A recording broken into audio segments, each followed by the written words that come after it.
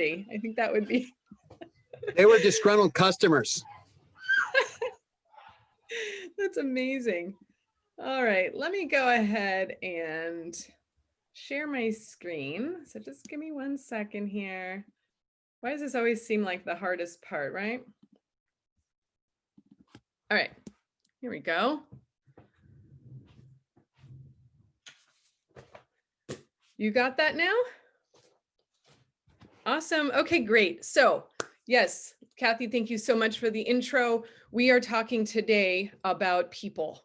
Like the people behind you, Craig. That's kind of scary. Like, is that how we feel about the people that we work with sometimes, right? Maybe that's a sign. I don't know. But the reason why I love this so much is it seems like many times as a small business owner, it's something that personally I feel like we take for granted sometimes. Either we don't have a business that involves that many people as a solopreneur like myself, or we have a small business, a small group of people. And sometimes it's one of the last things that we look at that is so critical in defining the success of our business.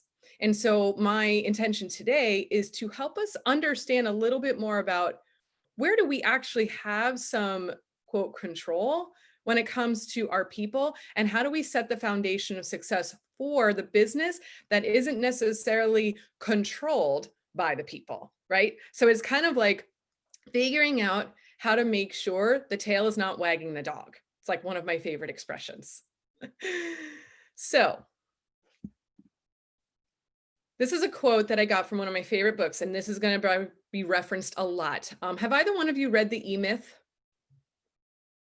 Okay, so put it on your list of highly recommended books, because you're going to see me refer to it quite a bit during this presentation. But one of the things that Michael Gerber, who's the author of The E-Myth, it's called The E-Myth Revisited because it's been updated since the original version of the book, is that most companies organize around personalities rather than around functions. That is, around people rather than accountabilities or responsibilities. The result is almost always chaos.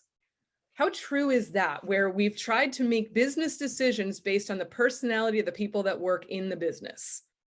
That's pretty common, right? Even in a corporation, right? That comes up a lot. And what happens is, again, we make decisions around the people and what's going on with the people, or the personalities with the people, or the relationships we have with the people that don't necessarily benefit the business. And so how do we change that? So managing people is impossible. True story, right? Even in our personal lives, right? Kathy, you and I were talking about kids, right? You can't really manage your children, but you can manage the processes. So if you can't manage the people, and I refer to the TFA train, which Craig, you might not know, this was from one of the earlier workshops, thoughts being connected to feelings, being connected to actions. That's your TFA train. That is the basis for basically how we make decisions. It always starts with the thought. We can't manage other people's thoughts or their beliefs, but we can manage the processes, and we can do our best to hire people that want to execute those processes to their best capabilities. That's what we're looking for.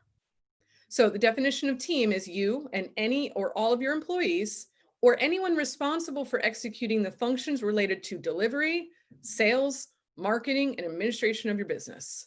That's a team.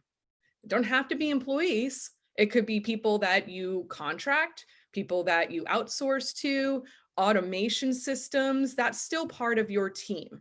And so one of the biggest struggles that I work with solopreneurs is wrapping their brain around the fact that as a solopreneur or sole proprietor, you still have a team. You're not meant to do business alone, and you're not, even if you don't technically have employees. Okay, so that's why we like to define people in this way. Did I lose my cursor here? Okay, so this is something that I want to just plant some seeds for you. And it might not be something that you necessarily believe right now, but I want to give you some thought starters about what really changes the game when it comes to people.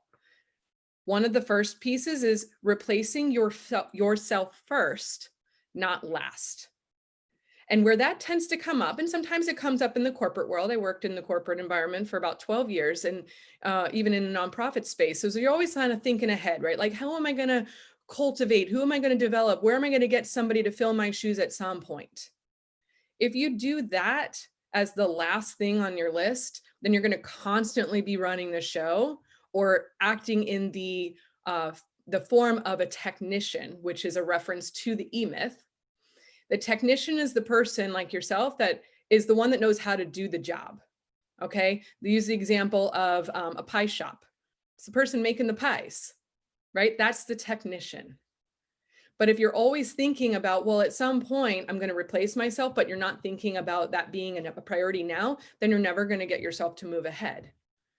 The mindset of that technician, of the person always making the pies, which you might be that person right now, doing the day-to-day needs of the business every single day, all hours of the day, can be very limiting and cause you a lot of stress.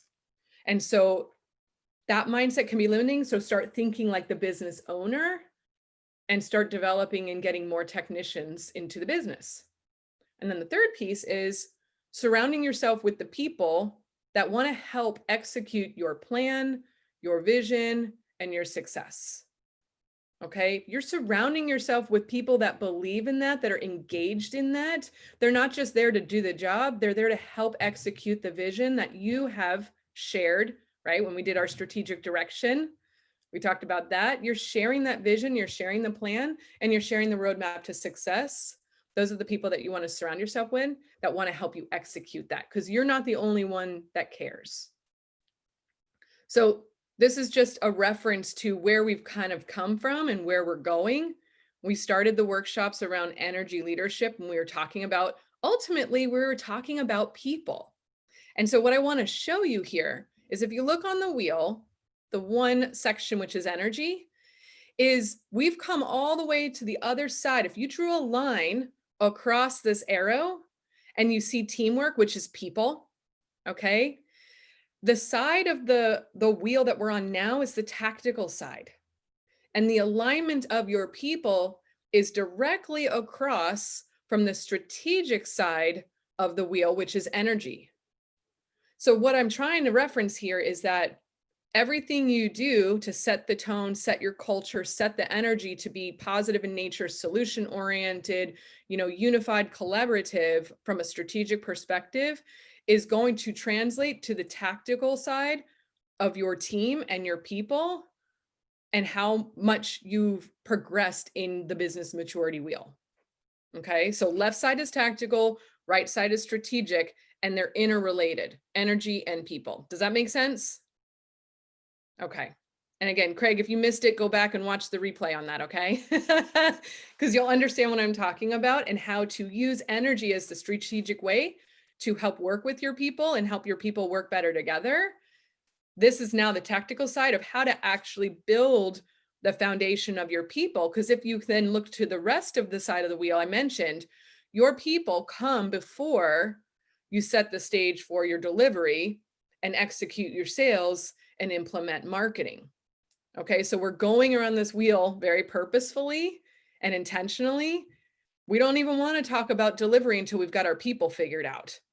But we didn't want to talk about people until we had our brand figured out. Because you don't even know what you're going to do as far as your people if you don't have a strategy or your finances or your brand set in stage, right? So that's why we've done it this way. So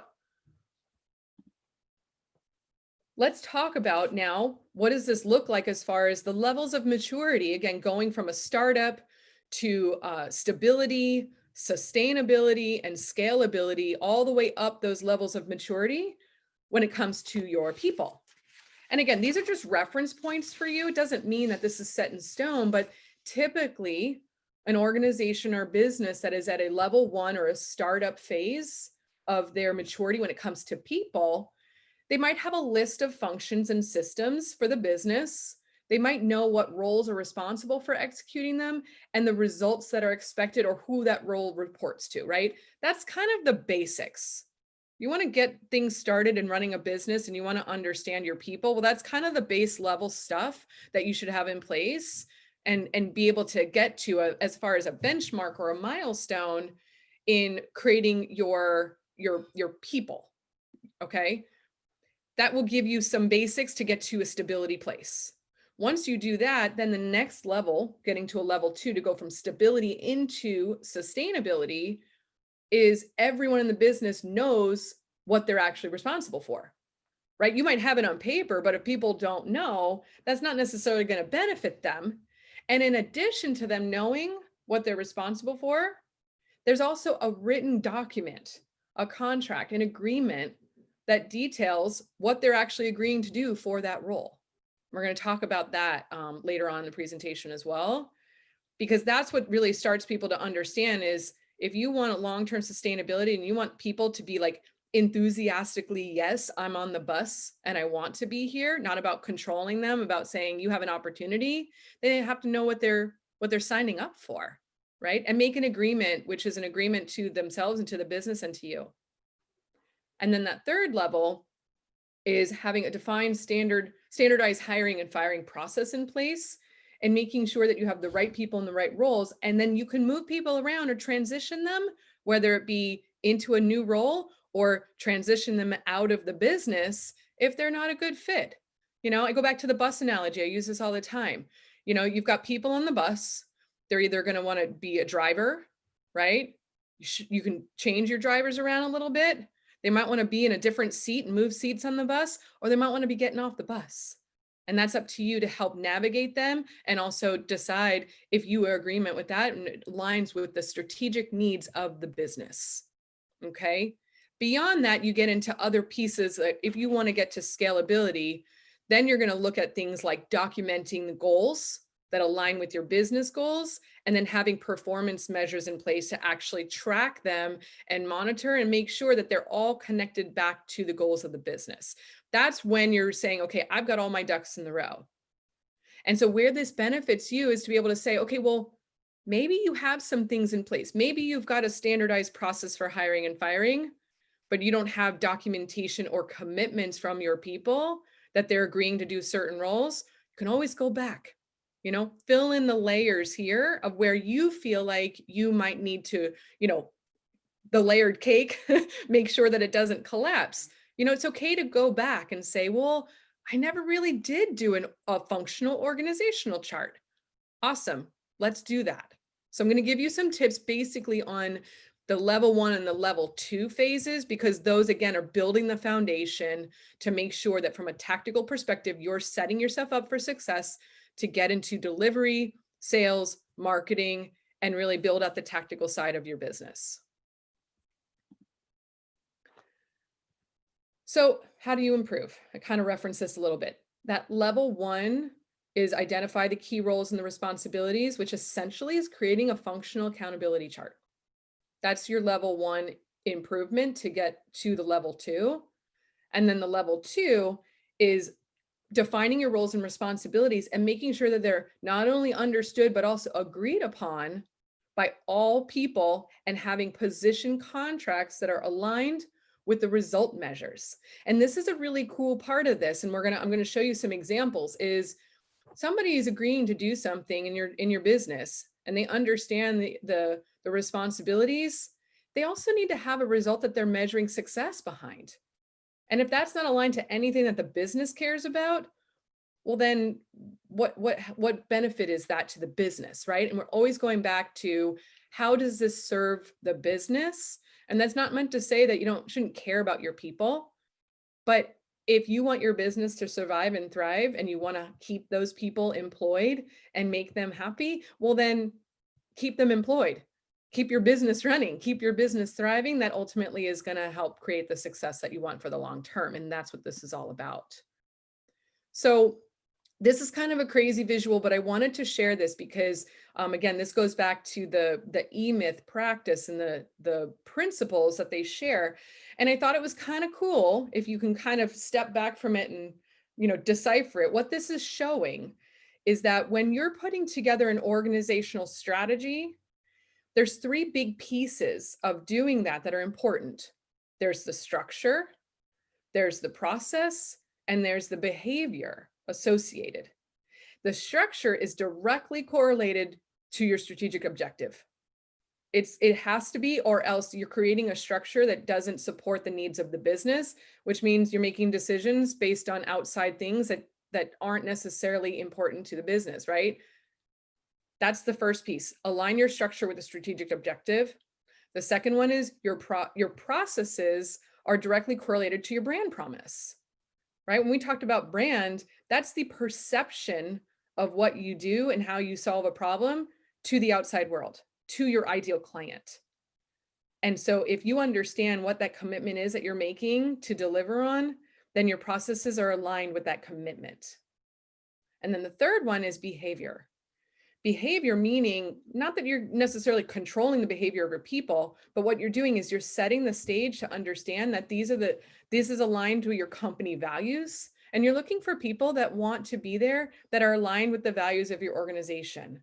That's going to help kind of keep people in that, unified front, right? Where they're locking arms and they're, wanting to support the business no matter what, because they believe in the values of the company and they're aligned. That's behavior.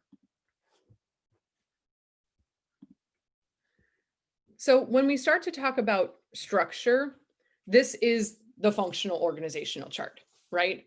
I mean, if you haven't done one of these before, I would probably be very surprised, or at least seen one before. I'd be quite surprised, and it seems maybe sometimes a little old school, but what it does is it really gives you a framework, right? Again, you go back to building a house. Would you do it without an architect? Or somebody to actually design the plans to show it on paper? You probably want something to help organize it.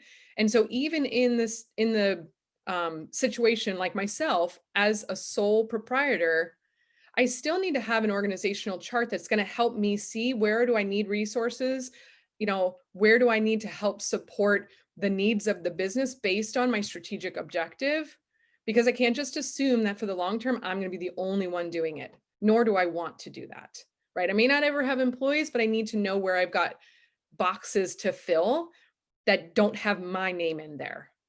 And if you start to design an organizational chart and what you're doing is you're putting your name in every single box, that's a red flag. Okay. So the chart is functionally based to support your strategic objective. And there's no single system that's going to more powerfully represent the progress than your organizational chart. Okay, so that's the first step, is setting the stage for the structure. Now, the question is like, well, what structure does your business need? It might be unique to your business. That's okay. Not every business is exactly the same. And so you can start with a template, but the recommendation here is define the structure by the positions that your company needs to thrive. And it can be really difficult because sometimes we want to base the structure on the things that we think a business needs based on what we know or what we've seen. Go back to when you first started putting together your vision, right? Red ocean, blue ocean. How are you making yourself different? And what is it that your business needs to thrive? And then you can start to put those blocks, right? Build the Legos or the scaffolding here, like in this picture, of what your company needs to thrive, and start removing a dependency on the specific person, right? Where instead of it's about the people, focusing on the roles and the tasks that you need for the peak performance in your business.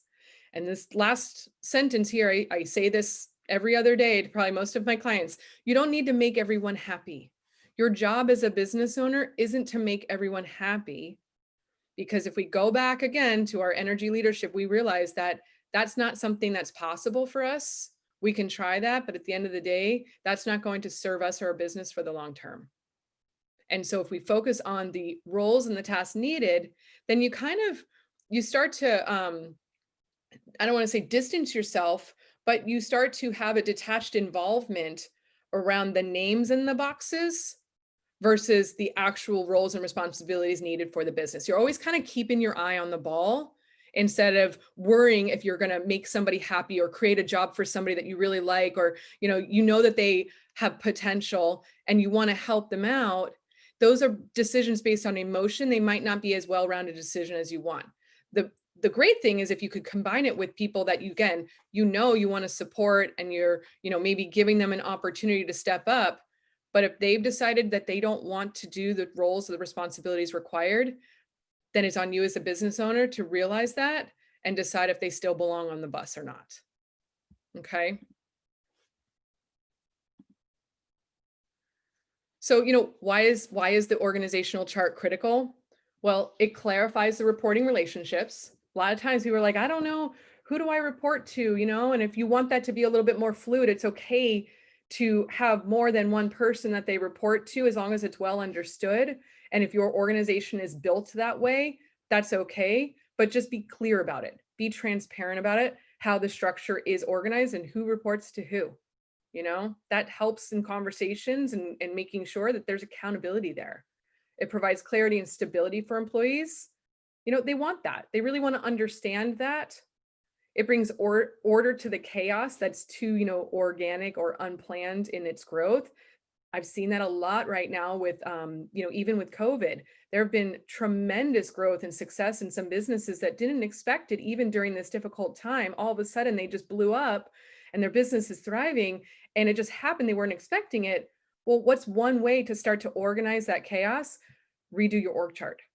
Go back and build the blocks again. It also helps to show growth opportunities. Employees or people associated with your business, they want a roadmap. They really want to understand, well, where can I go from here? Where can I grow from here?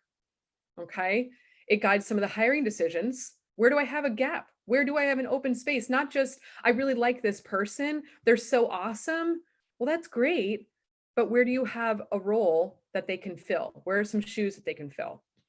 And it creates a blueprint for the future and your strategic objective. You always want to see where there's space. And one of the things that I love to talk about, we talked about this in the finance side of the business. If you create space for something to come in and flow and fill that space, then that's giving you an opportunity to grow, right? Like if you put a plant in a pot that's too small, it's not really going to have room to grow, right? And so if we can do that in our budgets and say, well, I know I want to grow the opportunity to add some line items to my budget, give it some space, do the exact same thing in your org chart. Give it some space so you can grow and see that there's a future versus just fitting everything into a tight box and restricting it and not giving room for it to actually evolve and grow towards the future that you want for your business. Now, I'm not saying create 10 empty boxes on your org chart, but definitely, you can do it with a dotted line and say, hey, this is the future. This is what I wanted to do. And then that's something that you're giving yourself as a marker to grow towards. Now, the second piece to this, we talked about structure, is the process. And I like to call this the way. This is the way. These are your defined procedures and systems that are helping you deliver on the process of the commitment or the promise, the commitment that you've made to your customers. Now, this isn't necessarily the whole next section of what we'll talk about is delivery and sales in the next workshop. So I don't want to get too far into that, but there is a correlating piece about processes that is directly tied to your people and how you're defining roles and responsibilities. This is just, you're helping people understand, well, what are the systems and the procedures that you want them to follow? And how are we documenting them? What does that look like in an action? And where do we house this stuff? Where do we put this on paper? Do you have an operations manual? And it doesn't have to be fancy. Maybe it's just a Google Drive that has documents with, this is the way that we fill in the blank on responsibility. This is the way that we, business X, does this. And that's where your people start to feel like they get it. They understand what their job is, what their responsibilities are, and they're committing to doing it, and you're holding them accountable. It's really important because remember, go back to the alignment. Your process is directly related to your brand. And if you're not doing what you say you're going to do, then that's going to definitely have an impact on the way that people see your brand. It's all interconnected, All right. And then behavior. So the behavior, first thing that you're going to want to do, and we talked about this in strategic direction, is understand what the values are for your company.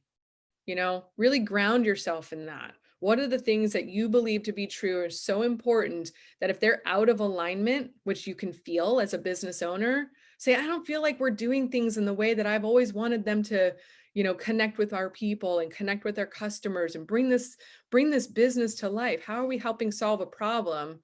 If there's no value associated with that, then it might not feel as fulfilling, right? It would be really hard for people to want to be on the bus, right? Enthusiastically say yes. So that alignment with the company values, have a result for the people that's in alignment with the values. Okay, we're going to talk about result statements in a moment. That's going to help dictate the behavior of your business. Having a position agreement. So a position agreement is a little bit different than a job description. It's basically saying, I understand that this is what's being asked of me to support the mission of the business, and I'm agreeing to do it. Right? I mean, at the end of the day, that's kind of what you want. Instead of them coming in and, the catabolic energy, that level 2 energy, which is, force, fight, defiance, typically how a business or a company is run is a level 2, I want to lead by force, instead of saying, well, you have to do it, it's your job. Or the opposite side is, I don't want to do that, it's not my job. Well, how about we have an agreement from the very beginning? We have an agreement on what this means, and you're agreeing to do it in the way that aligns with the values of the company to get these kinds of results. So it changes the thinking, it shifts that paradigm, right? From just getting work done to actually producing results that are meaningful for. And I referenced at the bottom the core energy leadership, because that's the guiding force from a strategic perspective of how you can help people get to a place where this behavior is actually working really well and synergistically for your business. So I want to give you an example of these results statements, because I thought this was a really neat thing to, to look at differently. And that's what I really love to do, right? I want to just look at something a little differently. And so if you look in the first one on the top left, where, you see a director of marketing. Well, typical job description could be, to oversee the development and implementation of all company marketing and sales programs. Okay, I mean, that's sounds like a responsibility that makes sense. But if you were to add a result statement to it that's aligned with what the company wants to do, what it does is it gives meaning and it gives understanding as to why this particular job, a director of marketing, is so important to the business. It adds value to the person that now says, I want to be the director of marketing because I want to acquire long-term quality clients for the company through the development and implementation of all company sales and marketing programs, right? The result comes first, and that's the focus. That's the attention. It's not about the action or the tactical piece of what they're doing. It's why they're doing it. What result do they want to get? And that will correlate to those, level 4, level 5 maturity of your people, that you're going to correlate that back to their performance. At the end of the day, did that director of marketing help acquire long-term quality clients for the company? And if so, how many? And for what length of time? And to what level of success? That's a lot more tangible and a lot more, successful for the business to measure versus just the what they did. It's how well did they do it and what the results are. So I thought that was a really great example. The other one that I shared here too, I thought this, again, giving you different perspectives or different examples, the director of sales position. If you look at it with a results statement, to help the company achieve its strategic objective by creating a dynamic sales process that enables the sales team to convert 70% of all sales leads into loyal returning customers. I mean, that sounds like a really cool job, because it gives a tangibility to it. It gives a goal, it gives a benchmark to say, well, first of all, is that a job that I would want? And how well do I believe I can deliver that result? So, when you look at this idea of putting together a result statement into a position agreement, it's definitely filling it out and giving a lot more robust information to somebody that might be interested in filling that seat on the bus.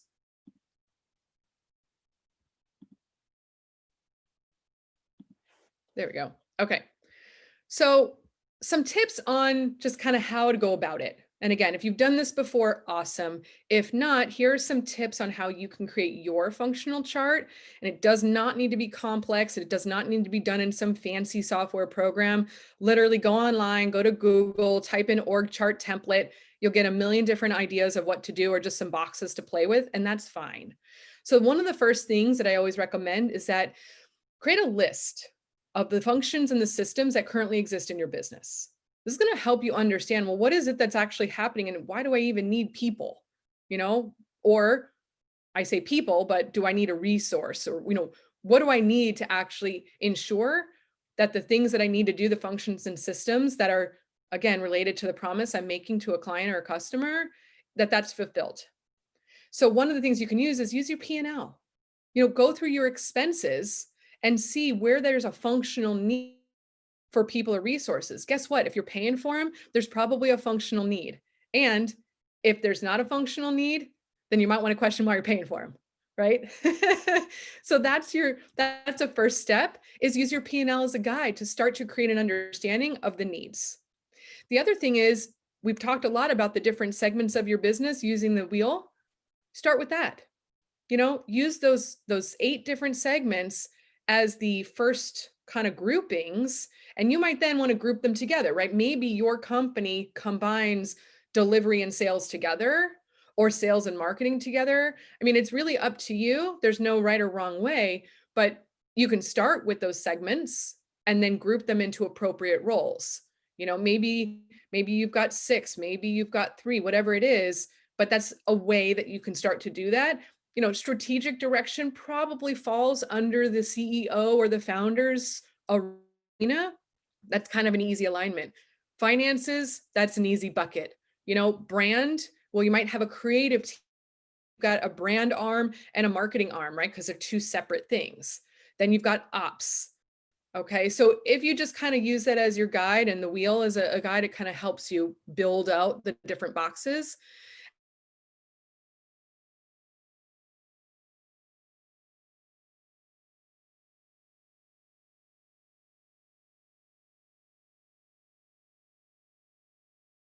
And then start to delegate or pour to handle it.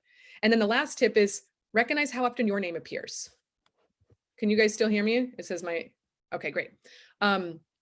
Recognize how often your name appears.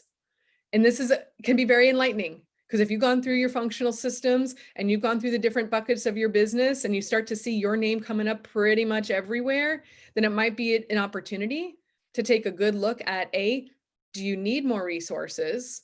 B, are you just choosing to do more and maybe have a problem with delegating or outsourcing? What are the reasons why? Go back to what are the beliefs or the thoughts that you're having when you see your name in a bucket. Do you want to be there? Do you feel like you have to be there? Is there another option? Start to sort through the beliefs that you have around why your name is there. And that will help you understand if then it can be, maybe it's a future thing that I want to grow my business so my name doesn't appear there. Great. But if there's a resistance to that, dig a little deeper and see if, what that resistance is related to.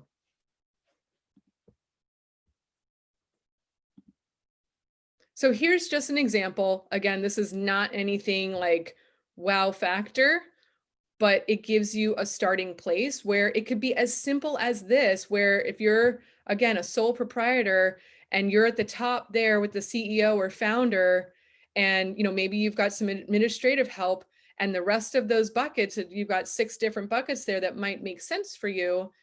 Well, are you covering all of those things, or are you just deciding that you don't have other people that can fill those buckets? So start to use that as your beginning stages, and this can certainly help you navigate just the beginnings of creating your org chart.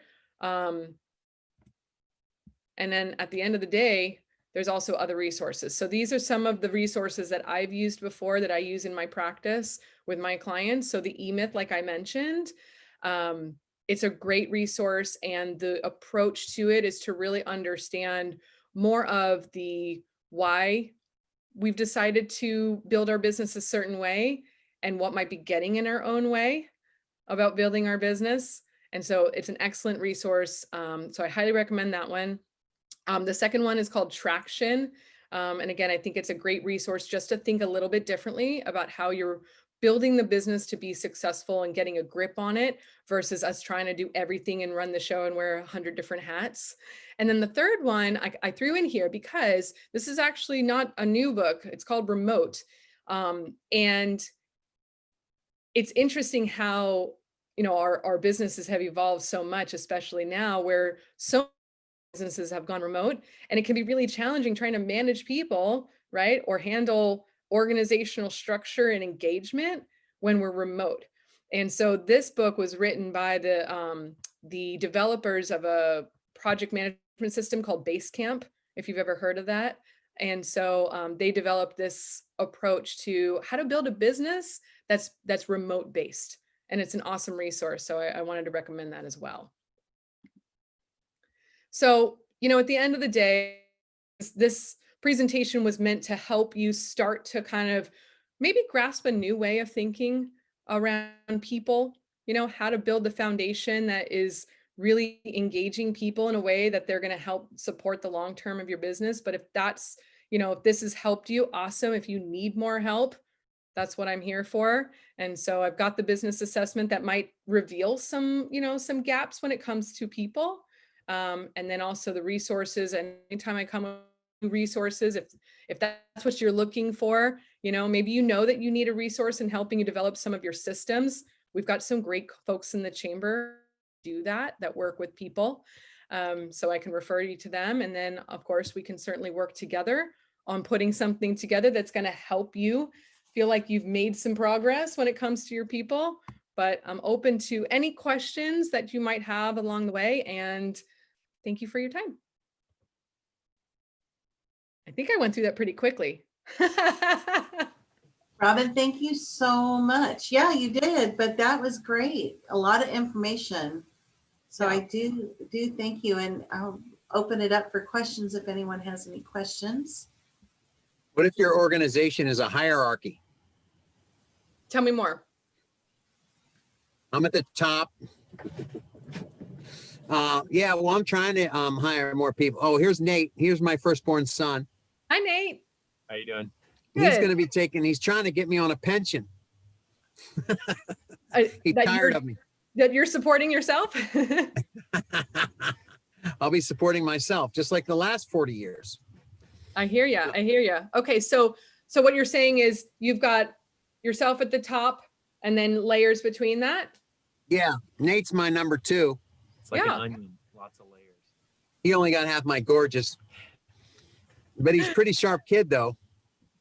You know what? There's no right or wrong way to build the chart. It's just a matter of, is it supporting the way that you want the business to be run? And is it supporting the strategy that you've set forth to deliver those results? Yeah, we're having a really tough time finding salespeople. I've been through 4 or 5 salespeople. They're just sandbaggers, entitled millenniums that just want to get a check.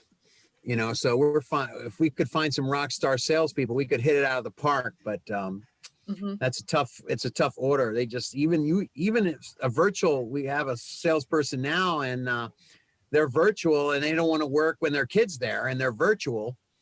And I don't know, money's the only thing I have to offer them right now. So, well, it might be interesting to, first of all, maybe look at the result statement and maybe the position description. If you align it with a result statement, that might be a little bit more intriguing. That could be one first kind of look at. What does the position, description look like? And is it tied to a result statement that would get some people, the right people, to be like, yes, I want to be a part of that. Yeah. Right? It's hard to find someone as juiced as you are about the company, the upside.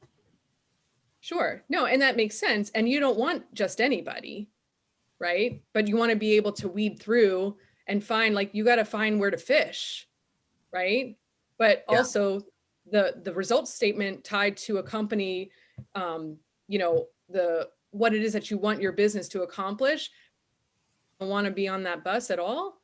That could be an interesting place just to look at that first. If you want to share it with me, I'm happy to look at it, and just shoot me be like, this is what I have for a job description. I might be able to put a different lens on it. So that could be, Yeah. one way that I could help support you. It's a title, independent sales I think rep. I lost you. No, it's a title. Are you there? Yeah, I'm here. Yeah, I'm here. Robin, you're having computer issues. Are you there? Yeah, Yeah, there I'm we go. Okay, sorry. I froze for a second. But anyway, what I was saying is, Craig, if you want to shoot me just even the job description, I'm happy to take a look at it. Maybe I'll have a different lens to put that might be helpful. Yeah. Here it is, independent Let's- sales rep. Oh, a director of corporate sales. Okay, perfect. Yeah, so, and I'm sorry, I messaged you too. If you didn't get it. Bad behavior. But yeah, let's see if we can maybe look at it a little bit differently as to what is the opportunity really about and how is that aligned with what is it your business actually does, which is unique and different. And maybe it's about finding somebody that doesn't necessarily fit the typical description, but all they need to be able to do is deliver on what that result is. Self-motivated, extrovert, someone that speaks well, that understands about corporations, that's worked with mid-sized or large-sized corporations. Mhm. Like it seems like some of these guys, they don't have it in their wheelhouse to where they could make that kind of money. They just want to stay home and collect a few crumbs, Mhm. hours here and there, tell their spouse they want a job, they have a job, they're working, and Mhm. just keep the wife or girlfriend out of their hair. I don't Yeah, know. so what you want to be able to do, and maybe, when you have a background in sales, which I know you do, right? You're able to understand how to have a sales process that feels really good, right? Like, do you consider yourself good at sales? Master. Yeah, you're the master. Okay. So you're not trying to convince anybody, just like in sales, you're not trying to convince anybody that this is the right job for them. You're giving them an opportunity, good fit We've for them. tried to drag guys along, and it just takes up a ton of my time. I waste a bunch of money. I hear cricket when it's time for them to perform. I meet them. We have paid training. It was a really good opportunity. And then several $1,000s later, you find out the guy is just not delivering on all these promises, and he's amazing and wonderful. And, he can't do Yeah. anything that he said he would do. So Set the stage for what the results are, and from the very beginning, the results statement that's tied to what it is that you want that job to do. And then the second thing is, you don't need to convince anybody this is the right job. You're giving them an opportunity. You're disqualifying them from the very beginning. It's not about qualifying them for the job. You're going to disqualify for them for the job. yeah, well, we've been approached by even people come to us saying, yeah, I want to work for you. And, we deliver. And then, like I said, to get them to execute. And that's probably the hardest thing in any job, is to get the guys to execute. They can't even get out of the gate, so failure to launch. Yep. Okay. Well, let me think about this a little bit. I might have some resources that I want to send to you. And then if you can, I'll email you so that we can reconnect a little bit better. And I'm sorry you didn't get my first one, but let's loop back, and I'll see if I can support you with some of this and give you some ways to look at it a little differently. And, you got to start fishing a little bit differently too, right? Yeah, well, we stay pretty active. We've got different ideas. We're huge networkers. We do emails and text blast. And, but if there's anyone, and maybe this is for you too, Kathy, if there's any rock star salespeople in the chamber that are looking for additional income, we give them a percentage of the sale. They can work virtually. I mean, it really is a good opportunity, especially if you have a really warm market. It's just, there's a lot of money to be made there. So yeah, no, that's awesome. And the more that we can support each other and getting the word out about those opportunities, great. But I said, there might be a couple of things that we can try and tweak, even just in your, your system, to try and go through the potentials that are going to weed out the ones that you just don't want to waste your time on. It's kind of like dating. I mean, honestly, like there's a way to go about it and make sure that we use what we know, what we don't want, right? Stand strong to that. So you've learned along the way what you don't want in a salesperson. Keeping that top of mind is really helpful. But it seems like a lot of the salespeople are just kind of going through the motions. They're kind of like bluffers. You know, you don't have to even close a sale, but they're more like we want more people to find the deals. We can close the deals, but if we have people find the deals, almost like they call them bird dogs. You don't have to know everything about the business in every facet, but if you know somebody that has equipment they're liquidating, or they're moving or relocating or downsizing, but it takes work, you know, it takes a lot of work, a lot of time. And that's something that we haven't found someone willing to, you know, even for offers of money. So All I right. don't know. I think they're getting paid. I think a lot of people are on unemployment. They don't want to mess up their unemployment. Yeah, that's a common thing right now too, is, you know, hearing people are just, they're less than motivated, but those are not the people that you want anyway. So weed those out and let's hone in on the ones that actually want to do what you're asking them to do to get the result that you need for your business. Okay. Awesome. Okay, cool. Thank We'll you. connect separately. Anything else, Kathy? Any questions? No, I think that's it. I just want to say thank you so much. You are welcome. I look forward to the next one. Yeah, I know. We'll be talking sales and delivery, Craig. So you can join us for that conversation. It'll be a good one. So thank you Thanks. both. I appreciate it very much. Thanks, guys.